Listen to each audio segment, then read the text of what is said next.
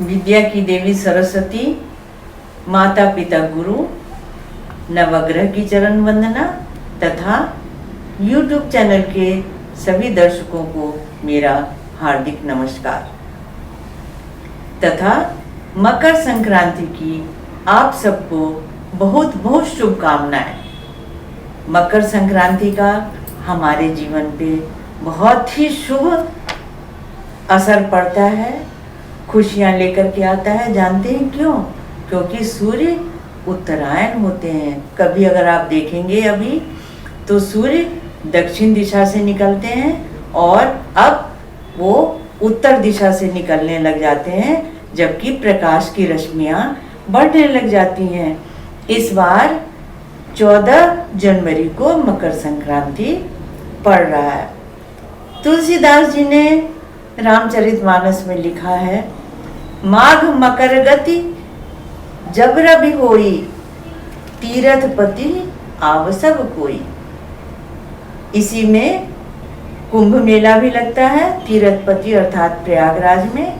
और अगर आपने कभी महाभारत पढ़ा हो तो आप ये जानेंगे, भीष्म पितामह शरशैया पर पड़े रहे कि जब सूर्य उत्तरायण में जाएंगे तब मैं अपना प्राण त्यागूंगा, क्योंकि उनको इच्छा मृत्यु का वरदान था। इसका कारण ये है कि सूर्य की रश्मियां अब ज्यादा प्रकाशवान हो करके हम सबको प्रदीप्त कर रहे हैं। सूर्य उत्तराषाढ़ नक्षत्र में मकर में प्रवेश करते हैं और पूरे देश में इस संक्रांति को बहुत ही अच्छी तरीके से हम सब लोग मनाते हैं। इसको मकर संक्रांति, पंजाब में लोहड़ी, गुजरात में पतंग उड़ा करके, दक्षिण भारत में पोंगल, असम में बिहू, मकर संक्रांति को मकर संक्रांति बांग्ला में बोलते हैं। तथा क्या आप जानते हैं कि इसमें खिचड़ी खाने की बात क्यों आती है? इसका 2-3 कारण है। पहला तो यह कि रबी और खरीफ दोनों ही फसल तथा तिलहन गन्ना होता है, उसका भी रस वो हम लेते हैं। इसके साथ ही कार्बोहाइड्रेट, प्रोटीन, तेल, घी और शर्करा सब हमारे शरीर में जाता है और सभी हमारे शरीर को पुष्ट बनाते हैं।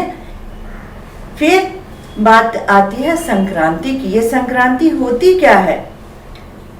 जब एक ग्रह एक राशि से दूसरी राशि में प्रवेश करते हैं तो उसको संक्रमण या संक्रांति कहते हैं।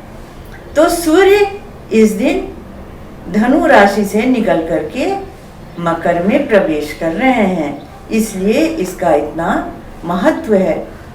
साल भर में पृथ्वी घूमती रहती है और इस बार 14 जनवरी को मकर संक्रांति, 12 फरवरी को कुंभ संक्रांति, 14 मार्च को मीन संक्रांति, 13 अप्रैल को मेष संक्रांति, 14 मई को वृष संक्रांति, 15 जून को मिथुन संक्रांति, 16 जुलाई को कर्क संक्रांति, 16 अगस्त को सिंह संक्रांति, 16 सितंबर को कन्या, 17 अक्टूबर को तुला, 16 नवंबर को वृश्चिक तथा 16 दिसंबर को धनु की संक्रांति होगी।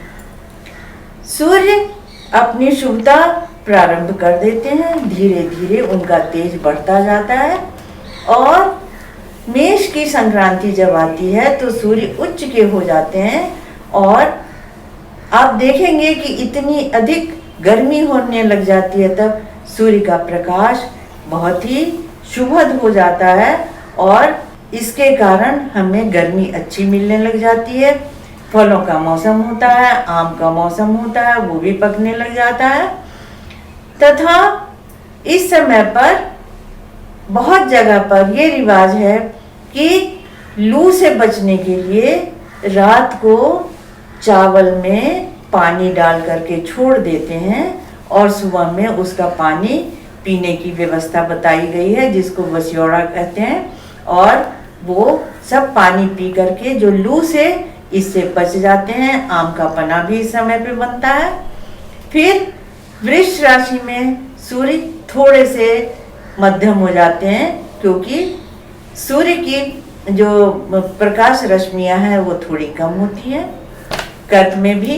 और फिर सिंह उनका अपना घर है, तो सिंह में जाकर के सूर्य बहुत प्रबल हो जाते हैं और स्वगृही हो जाते हैं। उसके बाद में तुला में शुक्र के घर में सूर्य नीच के हो जाते हैं। फिर धनु तक आते आते और उनकी जो प्रकाश रश्मियां हैं वो कम हो जाती हैं। और जब कर्क में जब सूर्य जाते हैं तो उस समय से दक्षिणायन प्रारंभ हो जाता है और फिर उनकी प्रकाश रश्मियां धीरे धीरे धीरे धीरे कम होने लग जाती हैं। इसी तरीके से ये जीवन चक्र चलता रहता है।